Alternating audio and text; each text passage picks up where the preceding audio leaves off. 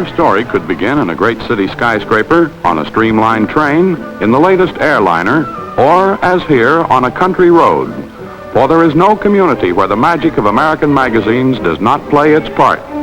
To the farmer, Country Gentleman brings articles, stories, and agricultural news.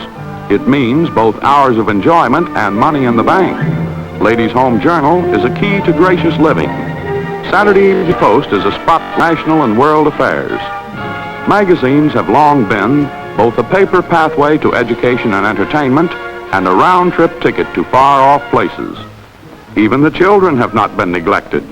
For thousands of them, Jack and Jill, edited Express Pleasure, is part of the fun of growing up.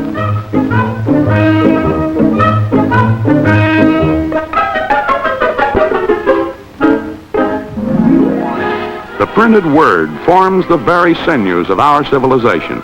There is no great city, no small town that does not vibrate to the roar of the press. In America, that press, molded by men like Benjamin Franklin, is dedicated to democracy. Its roar is the roar of freedom. Once, man's thoughts could carry only as far as his voice. With the printed word, his ideas gain new power to record the past, build the future. The path of progress has led from the print shop where Franklin set type by hand to this building on Independence Square in less than 2 centuries. Today, the plant of the Curtis Publishing Company, built in 1911 by Cyrus H.K. Curtis, is a city within a city. Population 6,000 at the last census and going up. This giant telephone switchboard is its nerve center, connecting every corner of the plant. For the benefit of its inhabitants, like these in the mailroom, Curtis City contains all the facilities of a complete community. Typists, stenographers, copy readers, an army of them play an important part in creating and distributing 5 magazines. Because each copy of the more than 25 million produced each month must meet the most exacting specifications, the modern Curtis magazine is one of the most complex products created by American industry.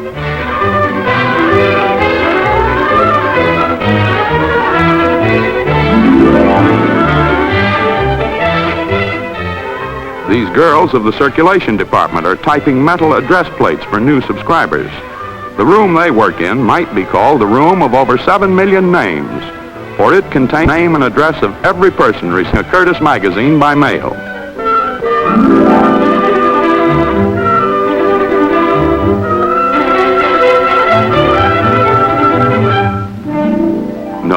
No, this is not the kitchen of a great hotel, although as far as the quality of the food is concerned, it might well be. Catering to an exacting clientele, the Curtis Cafeteria is one of Philadelphia's finest restaurants.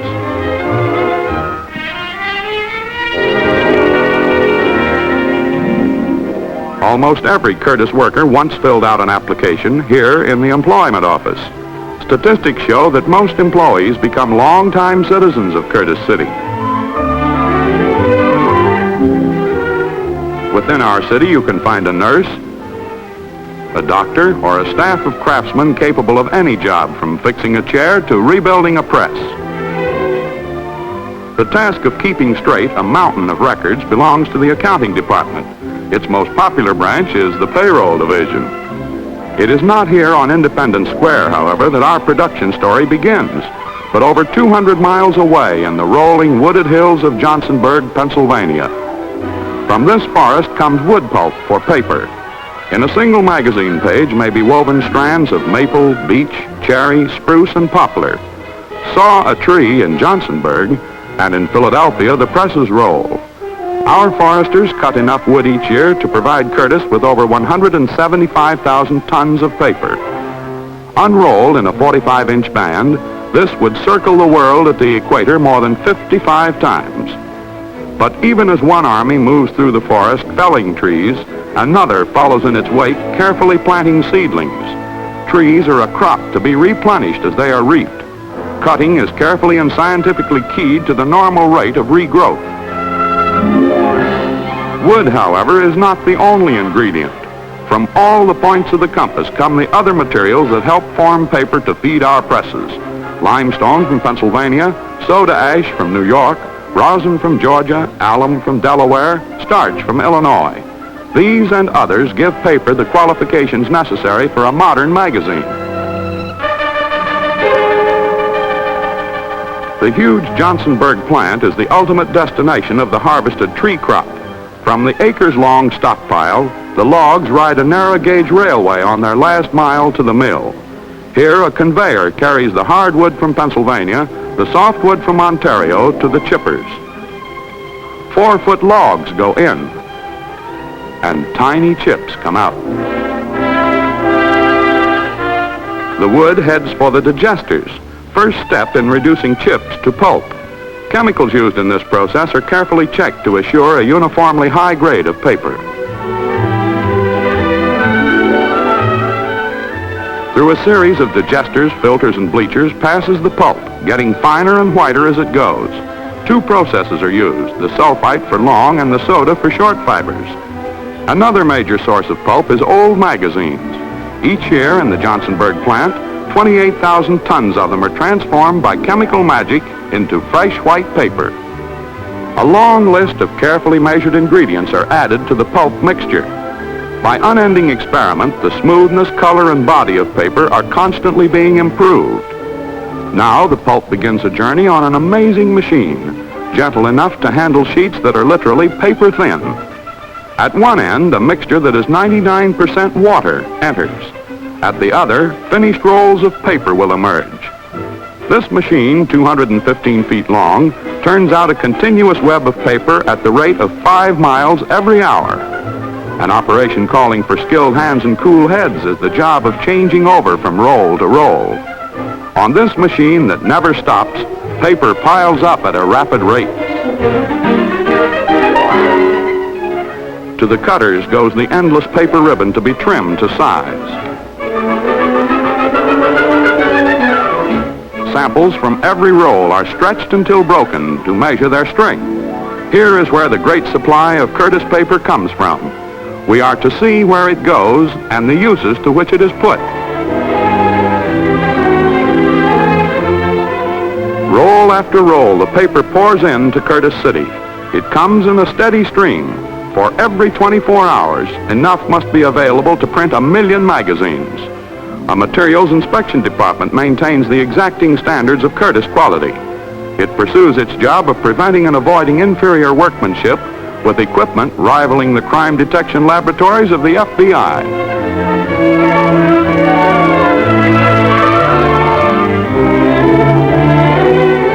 Even inks are tested to measure in pounds their pull on the rollers of the press.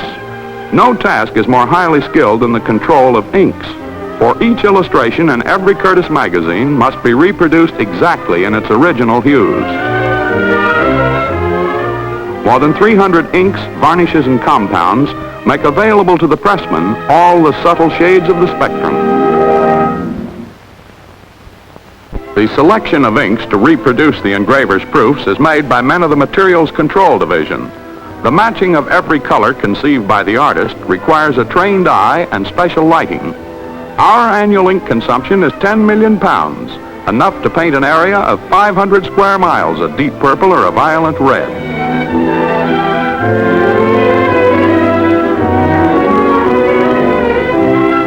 On the press, colors are applied, not all at once, but one by one. Here, an expert studies the layers of color that combined together make up a single page.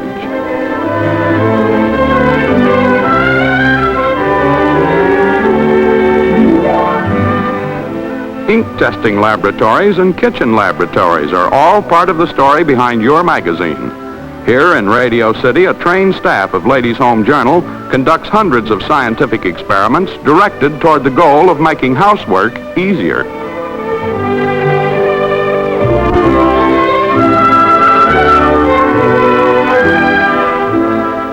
Since its inception in 1883, this greatest of all women's magazines has helped guide the gracious manners and customs of a nation.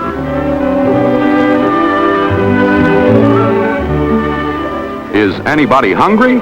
Fine food is a key to good health, and a tasty arrangement is a key to a good appetite.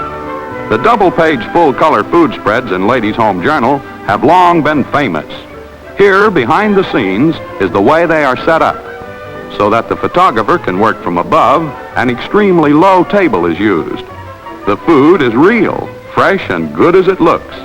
After pictures have been taken, it'll provide a wonderful dinner for the staff.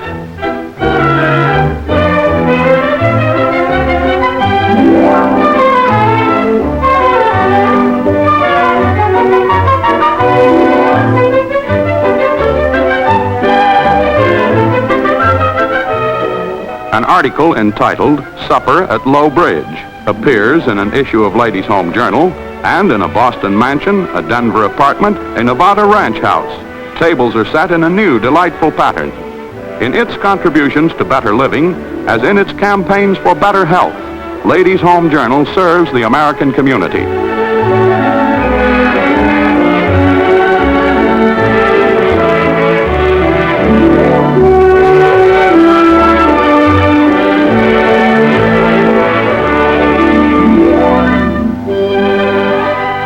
Interested in a new house? Well, so are several million other citizens. That's why Country Gentlemen commissioned leading architects to draw up plans for a series of medium-priced homes. This is one of them, a ranch house. It's as practical as Country Gentleman itself, now in its second century as America's oldest and finest rural magazine.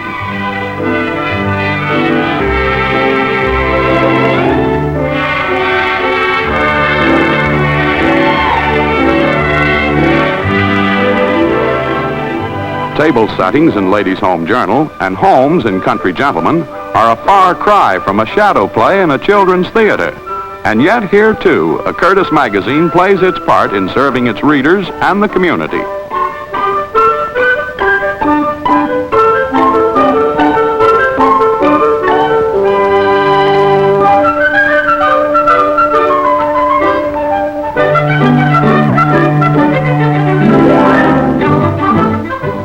In this case, the readers have not yet reached their teens, but the letters they write are as important to them as any sent to the editors of grown-ups magazines.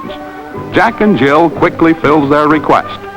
Inspired by the performance they've seen, the children want to make their own entry into the sparkling world of show business. With cutouts from their own magazine, the kids imitate Barnum and other great showmen.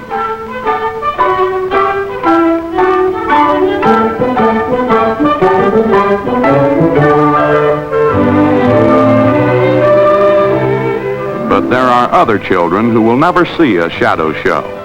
That they too may dream of the dancing puppets and read of wonderful adventures, members of the Volunteers Service for the Blind painstakingly transcribe every issue of Jack and Jill into Braille.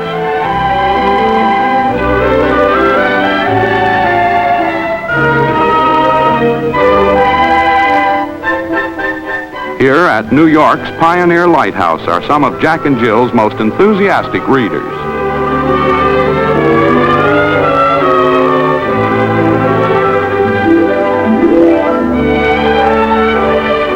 A unique Curtis institution is its research library, answering thousands of requests for detailed information on every imaginable subject. Using questionnaires like these, the research department conducts survey after survey to determine the needs and desires of the public. Results are carefully analyzed by a competent staff. Their findings not only help Curtis advertisers to make better products, but also provide Curtis editors with information enabling them to give our readers better magazines. A typical survey was this recent one on aviation. Interviewers went to every section of the country to seek out men and women in representative income groups and representative occupations. The answers received in cities and towns, in schools, offices, factories, and farms affirmed America's faith in the future of air travel.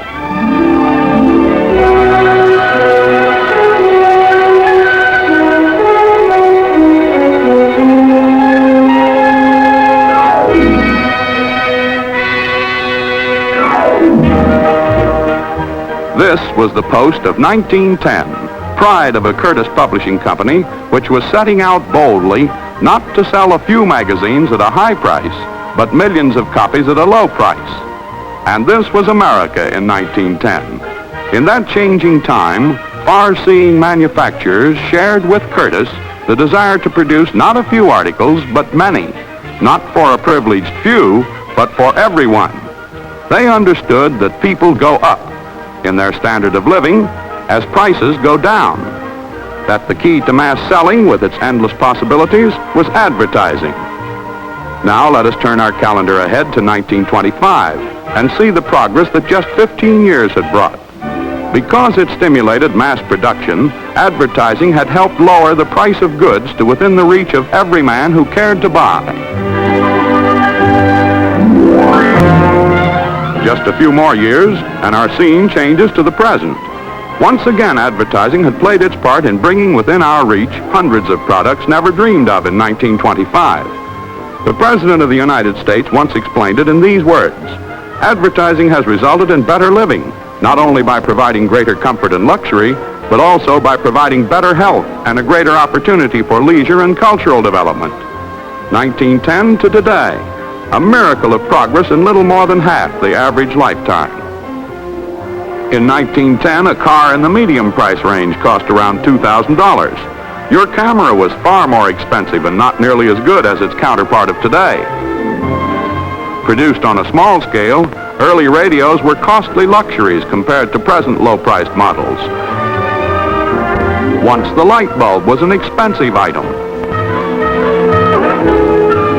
In contrast to yesterday's blacksmith who toiled long hours, today's mechanic has time for leisure, and his pay envelope allows him many new privileges. To play its part in this advance, advertising had to gain reader confidence. On Independence Square, all advertising claims are checked and questionable ads refused, for Curtis knows that as successful advertising is a key to progress, the faith of the reader is a key to successful advertising.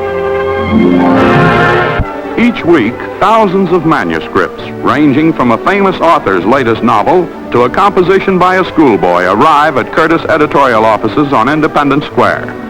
How many of these are read? All of them. In its search for new talent, Curtis maintains a staff of trained readers to pore over every story and article submitted.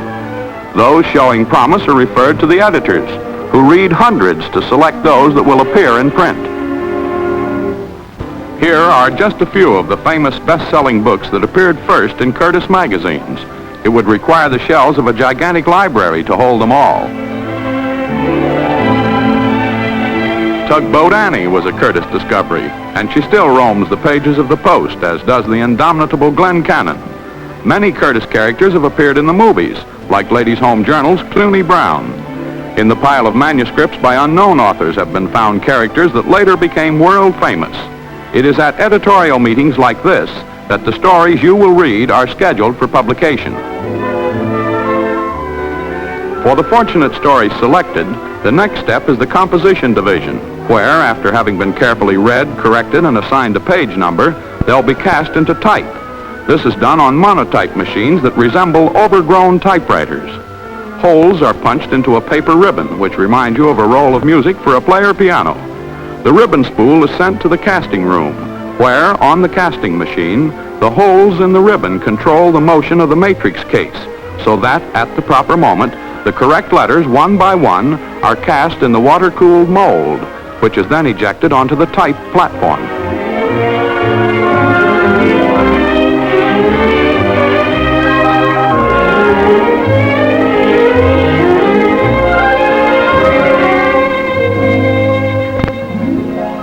An electric press makes galley proofs on the spot. These are immediately checked by a battery of proofreaders. While stories and articles are being formed into type, work must proceed on their illustrations. Here, color photographs are arranged for selection. Covers of past issues of the Saturday Evening Post line the walls of the art editor's office, from which arrangements are made for every Post illustration, photograph, and cartoon. Considering the fact that as many as 100 pictures appear in every weekly issue, this is no small job. The situations and characters to be illustrated in each story must be selected.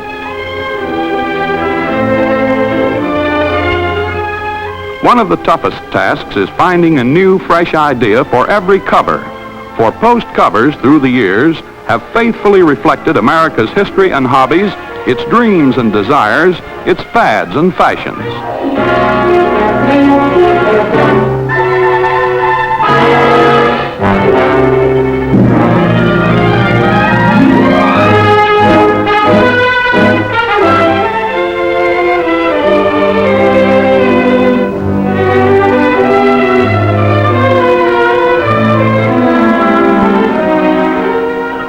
paintings that have appeared in the Post and in the other Curtis magazines would fill several art museums, where many of them now hang, and would represent the work of almost every great American illustrator. This particular picture is by one of the greatest of them all, Norman Rockwell, famed for his inspiring illustration of the Four Freedoms and for the homey, humorous picture stories that have long endeared him to the public. Working in oils in his Arlington, Vermont studio, Rockwell puts the finishing touches on a painting seen on every newsstand in the nation. His friend, Meade Schaefer, also a favorite Post cover artist, acts as armchair critic.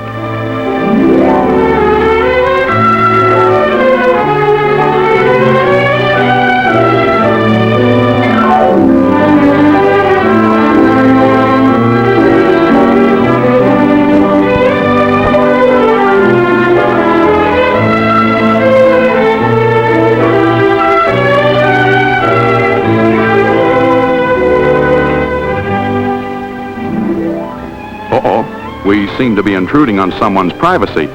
But actually, this is just a studio pose for artist Al Parker, whose warm, affectionate portraits, usually painted with watercolors, are well known to Ladies' Home Journal's millions of readers.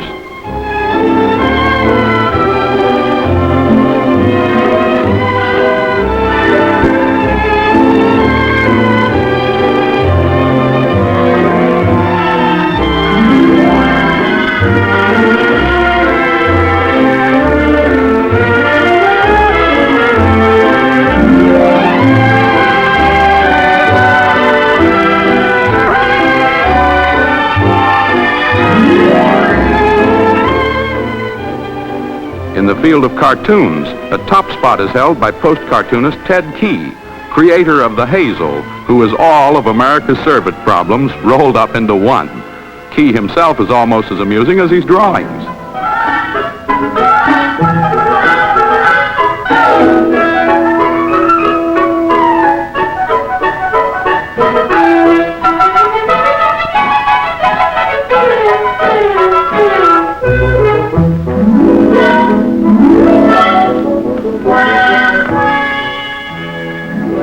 As words are cast into type, pictures too must be formed into metal for printing.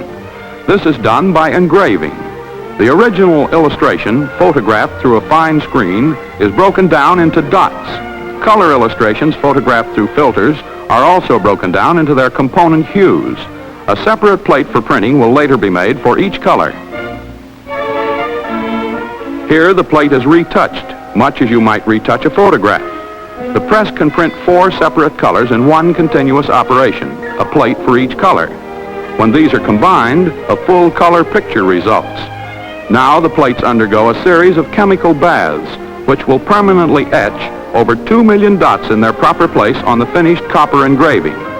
In dark areas of the illustration, which will later appear on this plate, the dots are larger. In light areas, they are smaller. By the magic of engraving, a picture on canvas becomes a picture cast in metal that can be endlessly reproduced. A single illustration becomes a million, identical in color and detail, to travel the world and to sell for a fraction of a cent. An etching bath eats out the area around the dots, which now stand out for printing. After further retouching by inking and etching out areas not wanted for printing, flat progressive proofs are rolled off to compare with the original copy for fidelity of reproduction. First, single sheets are made of each color, then combinations of yellow and red, yellow, red, and blue, and finally yellow, red, blue, and black.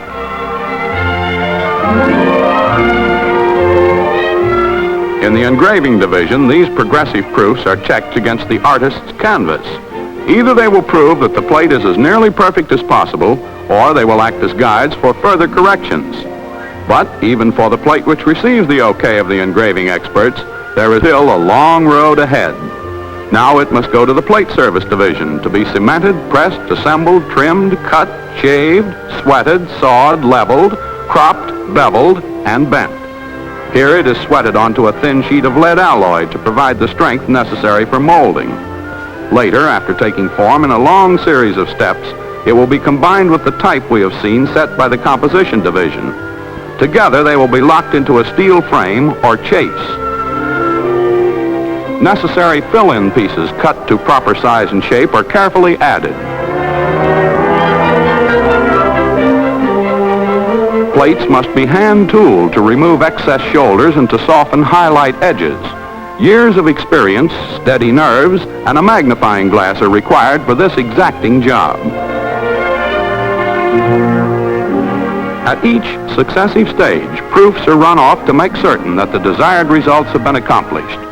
Slowly, from the etching bath to the final hand tooling, our photo engraving has moved into shape. Now the foundry and finishing room take over. One engraving cannot alone meet the requirements of the presses. To reproduce these millions of magazines, a number of duplicate printing plates are needed for each page. Molds are made of either plastic lead or wax in a hydraulic press. When a mold is made in wax, the excess depth of the face is trimmed down. Then a gas flame used to round off all sharp edges. In making a mold in plastic, a hydraulic press applying sufficient pressure to bring out every detail of the original is also used. Care must be taken that no particles of dust or dirt mar the impression. After a spraying of silver, our shell goes into a plating tank of nickel sulfate, which deposits a long-wearing nickel surface on the face of the mold. Later, the shell is backed up to give it the necessary thickness and strength.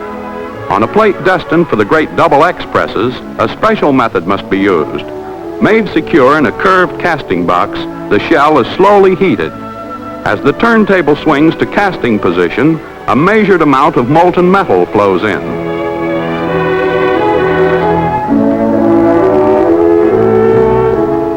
Out of the casting box comes the new plate to undergo still another series of refinements. Duplex cutters remove the rough sides of the curved plate.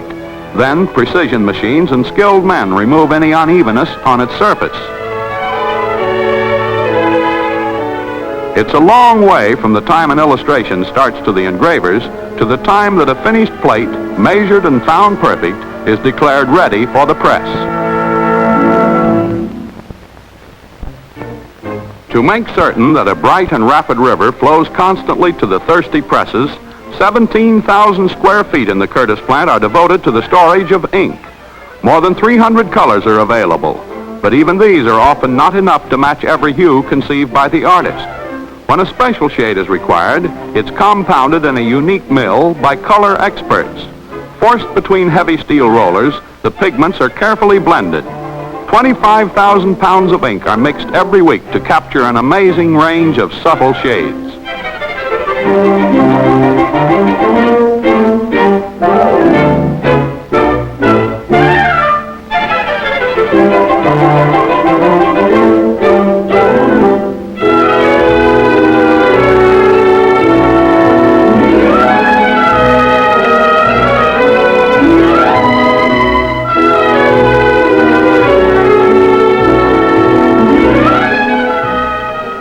Of all the industrial miracles that make possible the publishing of a modern Curtis magazine, one of the greatest is the Double X press. From 8,000 pages an hour in one color to 500,000 pages in 4 colors, 5 if necessary, is a story of Curtis progress in less than 40 years. Here, the jaws of the vast press swing open to receive printing plates. If color after color is not printed on the speeding ribbon of paper in exact alignment, the finished product will appear blurred. Therefore, the plates must be positioned with 1/1000th of an inch accuracy on the great cylinders. These rollers ink the plates. As time approaches for a run, the many-ton jaws of the press smoothly close. Since this mammoth machine prints 4 colors on each page, there must be separate cylinders and separate sets of rollers to ink them. A vast quantity of paper is ready for use. It will be fed to the cylinders from a reel, which holds 3 rolls at a time. It's automatically replaced with a full roll without even slowing down the speeding press.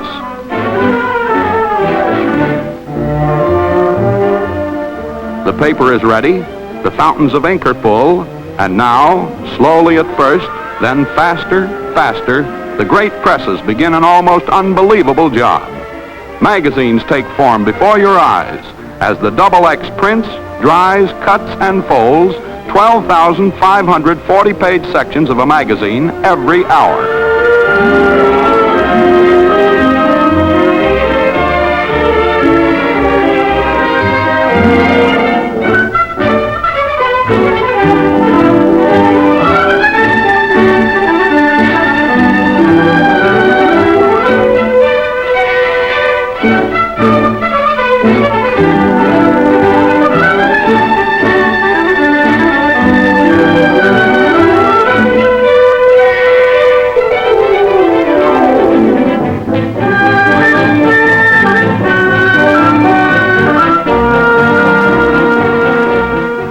With the persistence of ocean waves, the completely printed sections roll off the press. It requires a crew of men just to stack them and truck them away.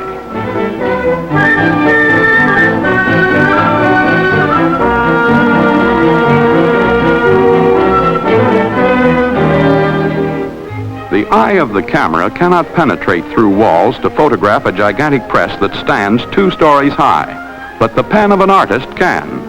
Here, from beginning to end, is the operation of the XX, one of American industry's most amazing machines.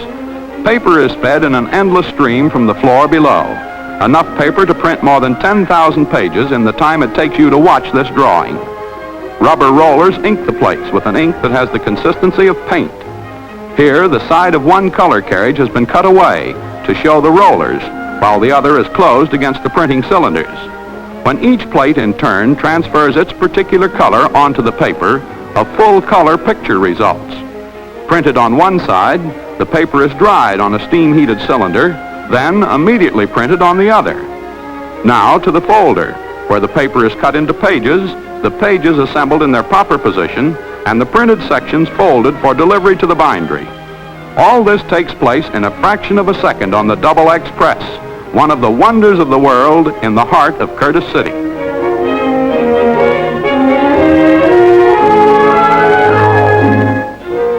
From the magic of the great presses to the magic of the bindery go the magazines for the final stage of manufacture. Here, after the sections of each book have been assembled in proper order, they are stitched together and trimmed to emerge as completed magazines, ready for your mailbox or newsstand. These ladies' home journals move down a bucket-like conveyor to be side-stitched, a binding method designed to give them a smart and durable square back. With all pages wired in place, a roller applies glue to the binding, then on goes the cover. Now it's just a matter of shipping them out. These stacked pages of the Saturday Evening Post will pass through another type of binding machine.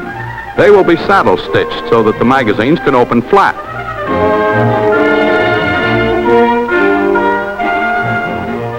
One by one, the pages fall into place in proper position on the moving chain. Every copy goes through an automatic caliper accurate to the thickness of a single sheet of paper. Magazines with missing pages are detected and automatically discarded. Here, the stitcher takes over. Using up more than 11,000 miles of wire every year, it forms an interesting contrast to the days when magazines were stapled by hand. Razor-sharp knives trim 3 sides of each book to size simultaneously. Once, the assembling and binding of magazines was a slow process. Today, it is accomplished by machines working at such high speed that their operation is almost quicker than the eye can follow. Individual skilled workmen in the shipping department address several thousand magazines a day, as an avalanche of magazines moves from the realm of printing and binding to the realm of shipping and distribution. It takes 3 shifts of employees to get out the 600,000 subscription copies that every 24 hours must be prepared for mailing.